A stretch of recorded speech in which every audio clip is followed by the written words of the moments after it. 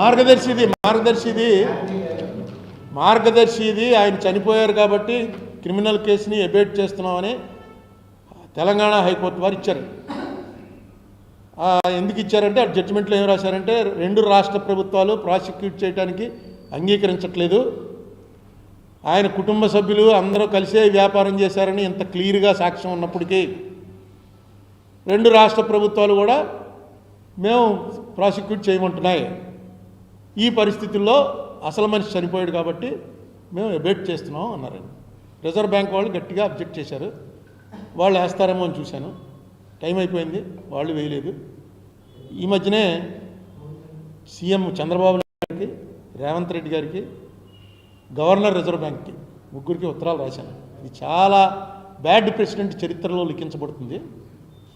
ఈ కేసుని ప్రెసిడెంట్గా తీసుకుని చనిపోయినటువంటి వారి కుటుంబం చేసినటువంటి ఆర్థిక నేరాలన్నింటినీ కూడా same Ramoji Rao versus Andhra Pradesh case ప్రకారం మాది కూడా కేసు కొట్టేయండి అని కొట్టించేసుకునే ప్రమాదాలు వస్తాయి.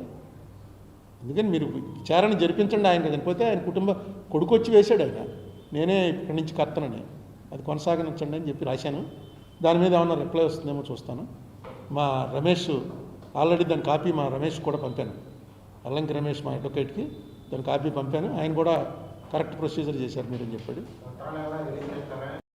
ఉత్తరాలు రిలీజ్ చేస్తాను, మళ్ళీ దానికి ఉత్తరం రిలీజ్ చేయడానికి ఏముంది పెద్ద, చేయమంటే మీకు కావాలంటే పంపిస్తాను.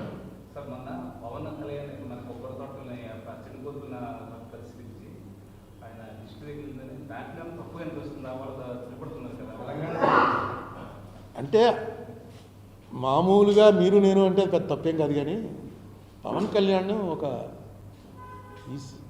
ఆల్మోస్ట్ సీఎం అవ్వాల్సిన వాడు, సీఎం అవుతాడేమో అనేటువంటి అనుమానం నాలాటోళ్ళకు ఉంది, అవ్వాలని కోరిక కూడా ఉంది. ఆ స్టేజ్ ఆఫ్ లీడరు, ఆ స్టేటస్లో ఉన్న లీడరు మాట్లాడేటప్పుడు 1-2 సార్లు ఆలోచించాలి. నేను విన్నాను, మొత్తం తెగ తిరిగేస్తాను కదా ఆయన. మన రాష్ట్రం ఇక్కడ పచ్చగా కనపడడం వల్లనే అప్పుడు తెలంగాణది అభివృద్ధి లేదని చూడినప్పుడు విభజన జరిగింది. ఆ నేపథ్యంలో ఒకటండి విభజన కూడా నిజంగా ఈ రాజకీయ నాయకులు, సినిమా యాక్టర్లు వీళ్ళందరూ ఇక్కడ సమస్యని ఒక్కసారి కూడా ఎప్పుడు చెప్పలేదు.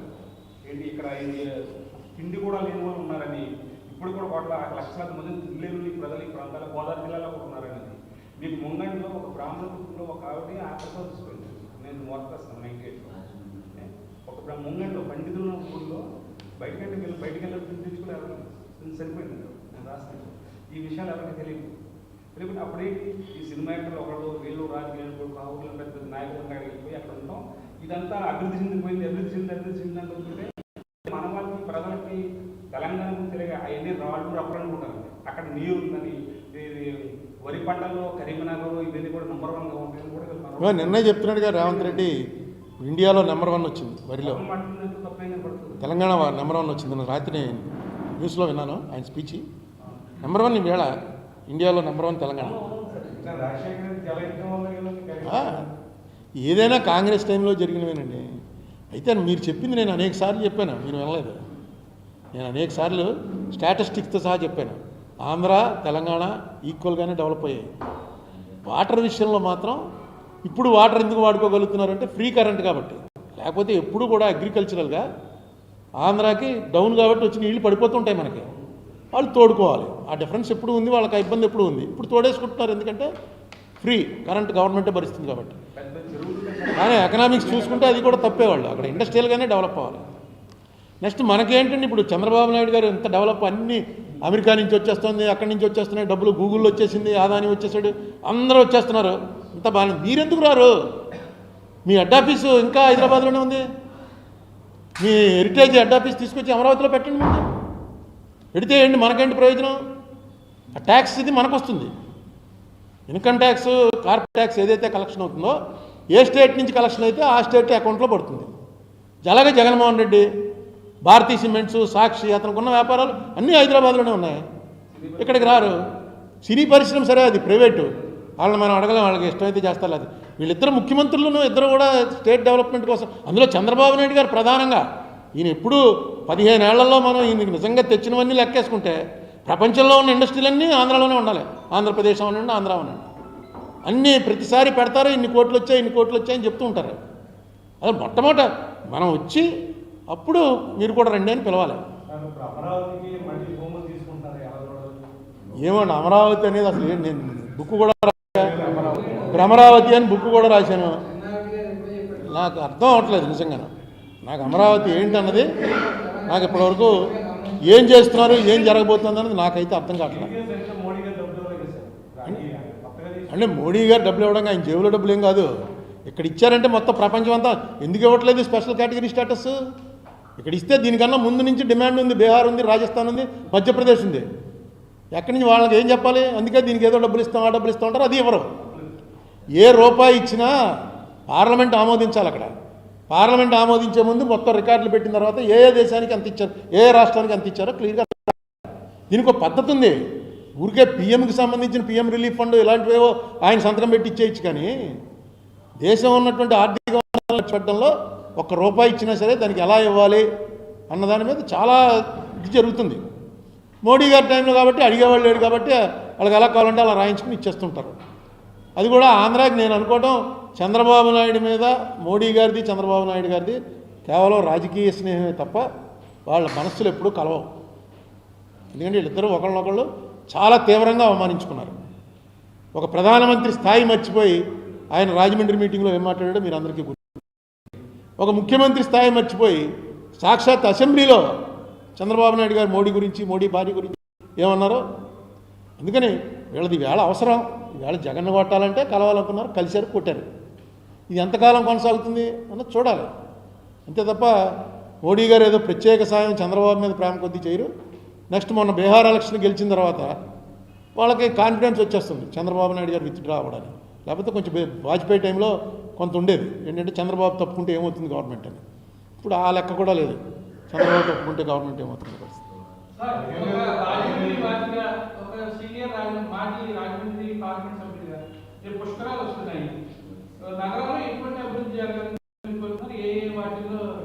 అంటే పుష్కరాలు అంటే వచ్చి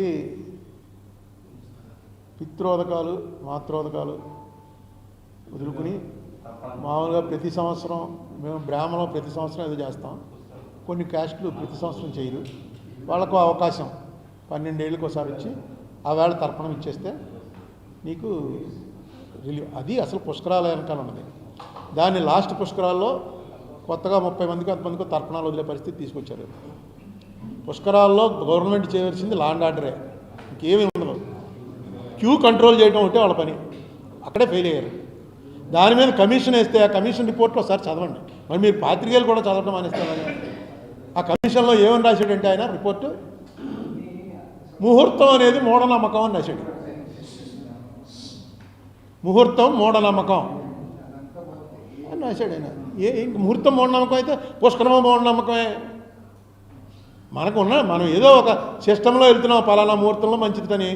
ముహూర్తం అనేది మూఢనమ్మకం అని రాస్తే ఇంకా దాని మీద అప్పుడు బీజేపీ వాళ్ళు వీళ్ళతో కలిసి ఉన్నారు కాబట్టి మాట్లాడలేదు. లేకపోతే ముహూర్తం మూఢనమ్మకం అంటామని పెద్ద అల్లరి చేద్దరు. మన సంస్కారం అంతా తీసి ఎక్కడో పారేస్తారు మీ కమిషన్ అని. ఇద్దరు కలిసి ఉన్నారు కాబట్టి మాట్లాడలేదు. ఒకసారి చూడండి, నెట్లో ఉంది, మీకు పంపమంటే పంపుతాను నేను ఆ కమిషన్ రిపోర్ట్ మొత్తం. సోమయాజుల కమిషన్. నేను అనుకోవడం సోమయాజులు గారు రాయలేదు అది, నేను అనుకోవడం. ఎందుకంటే అది వచ్చిన టైంకి ఆయన ఒంట్లో బాగలేదు. ఎవడో చేత వాళ్ళు రాయించేసుకున్నారు. సోమయాజులు గారు సంతకం పెట్టేసి ఉంటాడు, లేకపోతే సంతకం కూడా వాళ్ళు పెట్టేసి ఉంటారు. ఏం పెద్ద కష్టమేం కాదు.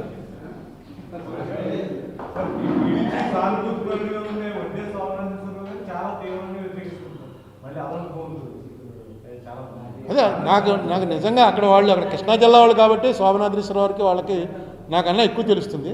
నాకైతే అసలు ఇప్పటికి ఏం అర్థం అవ్వట్లేదు. ఎందుకు ఇంకా భూమి ఉన్న భూమిని ఉన్న భూమి ఇంకా ఫ్లాట్స్ ఇవ్వలేదు. ఫ్లాట్స్ ఇవ్వాలి. నా నిజంగా చెప్తున్నాను, ఏదో పట్టుకుంది ఇది ఒక దాన్ని ఏమంటారు, దాని మీద పిచ్చప్రేమ వచ్చేస్తుంది. వాడు యాసిడ్లు అయిపోసేస్తుంటారు చూడు.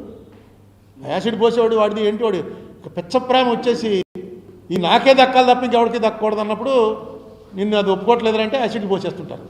అది సైకియాట్రిక్ ప్రాబ్లం. అలాంటిది ఏమన్నా వచ్చిందా ఏంటి నాకు అర్థం అవ్వట్లేదు. ఎందుకు వాళ్ళు వద్దు మర్రో అంటున్నారు అక్కడ. నేను అనలేదు, ఎందుకంటే వాళ్ళు ఎవరికి నేనంటే పెద్ద ఇష్టం ఉండదు. భ్రమరావతి బుక్ రాశాను కదా, కానీ భ్రమరావతిలో రాసిందే జరుగుతోంది. అక్కడ రాజధాని పెట్టడానికి నేను వ్యతిరేకం కాదు, ఎప్పుడూ వ్యతిరేకించలే. భూసేకరణ అన్నది అన్ని వేల ఎకరాలు అనవసరం అని. ఎందుకంటే హైదరాబాద్లో ఇన్నేళ్ళు ఉండి లెక్క నేను ఇచ్చాను కదా, మీకు అందరికీ పంపించాను గుర్తుందా? హైదరాబాద్లో ఇప్పటి వరకు ఎమ్మెల్యేలకి, ఎంపీలకి, ఐఏఎస్ వాళ్ళకి, ఐపీఎస్ వాళ్ళకి అందరికీ ఇళ్ల స్థలాలు, ఎన్జిఓలకి అనేక హౌసింగ్ స్కీములు పెట్టి ఇళ్ల స్థలాలు ఇచ్చి అన్ని ఆఫీసులు హైదరాబాద్లో పెట్టి మొత్తం అంతా ఎంత అయిందిరా అంటే 2250 ఎకరాలు. 2250 ఎకరాల్లో నిజాం టైం నుంచి రాజధానిగా ఉన్నది అక్కడ ఉంది. మనకేమో అసలు 30,000 సరిపోదు, 50,000 సరిపోదు, 70,000 సరిపోదు అంటే ఎక్కడి నుంచి వస్తారు జనం? ఒకసారి కొట్టండి, నాపిడా అని కొట్టండి ఒకసారి నెట్లో, నాపిడా మయన్మార్. దాని పేరు ఏంటంటే గోస్ట్ క్యాపిటల్. మయన్మార్లో ఇలాగే కట్టారు, బర్మాలో మిలిటరీ గవర్నమెంట్ రాగానే కొత్త క్యాపిటల్ కట్టారు, రంగూన్ నుంచి తీసేసి, నాపిడా దాని పేరు. ఇప్పటికి అక్కడ 5 స్టార్ హోటల్స్ పెద్ద పెద్దవన్నీ కట్టారు. ఎవడో రాకపోతే స్టార్ హోటల్లో ఏముంటుంది? అందులోకి ఎవడో ఒకటి తీసి మొత్తం వీడియోలు తీసి పెట్టాడు. గోస్ట్ క్యాపిటల్, 10 వే లైను, 10 రోడ్లు అనమాట. ఒకటి సైకిల్ వేసుకుని వెళ్తున్నాడు, తీశారు, ఇది 10 వే లైన్ అని. జనం లేకుండా ఏముంటుందండి? అందుకే మెయిన్ కావాల్సింది జనం. ఎక్కడి నుంచి వస్తారు జనం? మీకు 50,000 ఎకరాల్లో వచ్చి జనం ఉండాలంటే ఎంతమంది ఉండాలి? కనీసం మినిమం టు బిగిన్ విత్ ఒక 20 లక్షల మంది ఉండాలి. మనకి 20 లక్షల మంది ఉన్న సిటీయే లేదు ఆంధ్రాలో. ఒక సిటీ తీసుకెళ్ళి అక్కడ పెడతావా? పెంచుకుంటూ వెళ్ళాలి. నగరం నిర్మాణం అంటే నగరాన్ని పెంచుకుంటూ, పల్లెటూరు పట్టణం అవుతుంది, పట్టణం నగరం అవుతుంది. ఇక నగరం కట్టేయడానికి జనం ఎక్కడి నుంచి వస్తారు? ఏమో చూద్దాం.